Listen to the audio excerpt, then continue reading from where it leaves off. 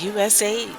There's wailing and gnashing of teeth, the lights have turned on, and billions of roaches, rather, a sea of roaches, are scattering. And continental Africans agree with Trump. Welcome to Patriot Jewel, the voice Let's be of clear about that. conservative women. Let's really be clear about that. So I'm not going to sit here and say I'm going to do something that's only going to benefit black people. No. But my overarching objective, if we cannot make significant progress on racial equity, this country is doomed. It is doomed not just because of African Americans, but because by 2040, this country is going to be minority white European. You hear me? This country is doomed. Patriot Jewel, though we may have visual similarities to liberal losers, we are not like them.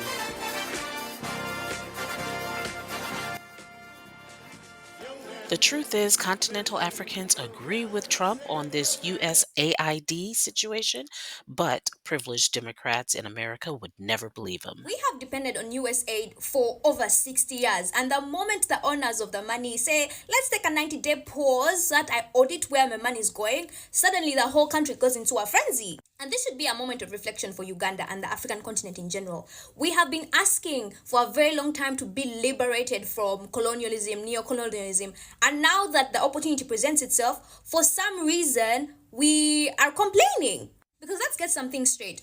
Often the money given to us in foreign aid is lost to corruption, misuse, depleted and overrated salaries to particular individuals, or sometimes we lose billions of money that are unaccounted for. So it only makes sense that the donor is asking for an edit, and if that means pausing the amount of money coming in, they should. And I do understand the implications of this pause because so many heavily funded healthcare projects run on USAID, but that should be a moment of reflection.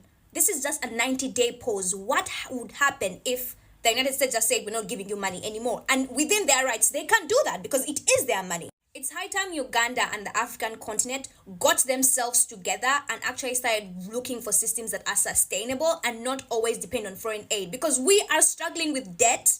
On top of that, we have constant aid, which doesn't necessarily help us to have a more independent system. Instead of writing paragraphs of why this is a bad move, we should essentially realize that, we are actually in a bad situation and we cannot always depend on aid because it can go any day.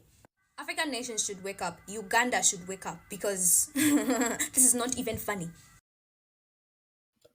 And she's not lying. I've lived abroad in a West African country for 3 years. The haves and have-nots live in starkly different realities. The haves live in luxury with the finest amenities, all paid for through embezzled US dollars. And they also parcel these dollars out amongst their friends and their political cronies, while the people, the average rank and file citizens, suffer and eke out a living with decrepit and outdated public services drowning in slow moving bureaucracies. But don't just take my word for it. Let's read a couple of responses on Twitter. This message is mainly for Nigeria. We are over reliant on foreign aid for everything. And like she said, the money always gets looted by our corrupt politicians and used for their personal interests. Africa must become independent of foreign aids and free herself completely. Fake NGOs riding on aid services are so pissed right now. They've been collecting checks and doing nothing in Africa.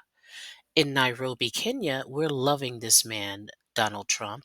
Let him freeze all the aid. Our government cannot account for loans they took worth $10 billion. dollars. And today, they've sent a whole delegation for a prayer breakfast meeting there in the U.S. Crazy, right? DOGE should audit the USAID. We are tired of paying our taxes in the United States for corrupt politicians in Africa and other developing countries to be on motorcades of this nature. Video below is the presidential motorcade of the President of Nigeria. Thank you, POTUS, for freezing. USAID has been used to sustain dictators, terrorists, and to destroy countries and carry out regime change operations. If you truly love the world, put an end to the operations of USAID. Well, there you have it. The people have spoken. What's crazy is that in the early 90s, I was a liberal leftist weirdo. And we used to always complain about how the US would propagandize a message worldwide in African nations and abroad in attempts to control their autonomy. And yet now in the 2020s and 25, we've got Black liberals promoting that level of propaganda as if it's a good thing. My, have times changed. Patriot Jewel, though we may have visual similarities to liberal losers, we are not like them.